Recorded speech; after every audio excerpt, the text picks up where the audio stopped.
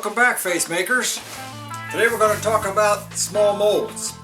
A lot of times you will find yourself wanting to create a nose or a chin or an open wound, and this is probably the simplest way I've found to make your molds and also keep them in a nice size, easy to store, whether you're making them out of silicone or foam latex or even gelatin. This is pretty much the method that I followed. And it works great. I've had a lot of these molds for a long time. I just want to share them with you for this little tour of my little mold process. Two things. I use what's called a disc mold right here and a plate mold right here. So we're going to go over some of these and I'll show you how I make them, or at least how I get started on them. Also, if you can get a chance to get some little plexiglass pieces, I cut these up myself. I have a little piece of duct tape on here. I put a slice through it so it opens up, so it's easy to remove. These basically, when I'm making my piece, this is an eyepiece. When I make these, I get all the parts that I want, form it into here, put my tape on so it holds the bottom in. Once my sculpture is on and flashed and ready to make the mold, then I can simply pour in my liquid material. This is a two-part plastic called Repro, and that allows me to get a really nice, simple mold that when I remove it after it's all set, I've got a nice disc mold. I clean up all my sharp edges so I don't have sharp edges. I put an exhaust hole there, like in an escape route, so when the mold closes, any excess will escape to a tiny little hole, and that gives me a really nice tight fitting appliance so I have good edges. So that's a method of using these types of forms for making your molds. As you see, I've got a smaller one here. This is clear so I can kind of see what's going on. Let's put that back. This one was for something like this. As you see, it easily fits right on top of that mold, so when I'm pouring up the mold, all my molds are about the same uniform shape. I have smaller ones for a little broken nose piece. Again, this is a great way to make your molds. You don't need clay to make a form around it. If you only have a nose cast, such as this, as you see, what I did was I took the nose cast, poured the material into the mold, and I sat the nose down in there like so. And that gives me, once it dries, I can pull it out, clean it up, sand it, smooth it out, cut my keys in it with a drill bit.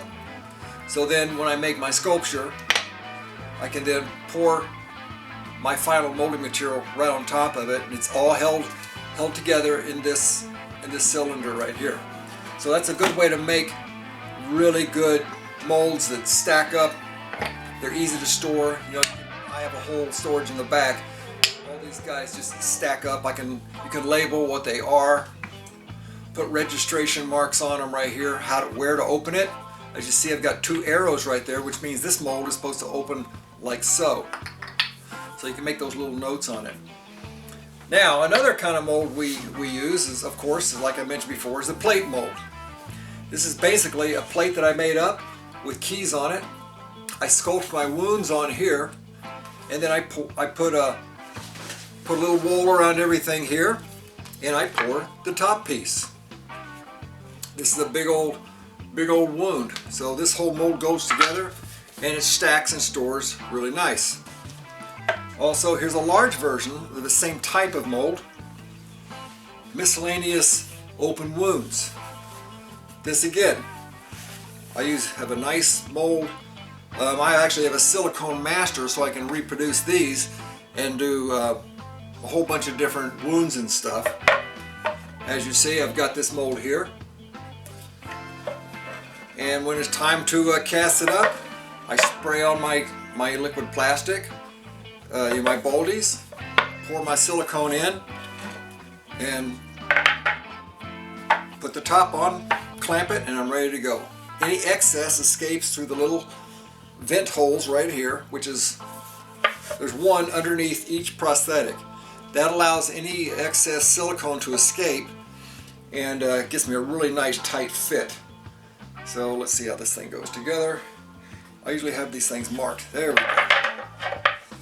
Because it's square, I put little marks, little registration marks, 2 on this side and 3 on that side. So that's my plate molds, and these things last forever. Here's another kind of small mold. This was on a partial face. What I did was I took a face cast of my actor. It was generic enough, and I made this actually out of plaster, shaping it and getting this shape. Then I made a silicone mold, and I can reproduce these out as many as I want. And then when I go to make the mold, it's just, you know, some clay around it, and then I can pour the mold. So these were black eye pieces. And here's the mold, a little brown because I used to bake these in foam latex, but I've since cleared the mold out, used a material called Inhibit X, so now I can make these out of silicone. There's that one. Now here's another one, same kind of deal. Well, actually happens to be my face. I made a generic side of the face from my life cast, put a couple of little keys in it, which I didn't put in ahead of time because I have a mold of this. I can put the keys wherever I want as I'm casting my new mold.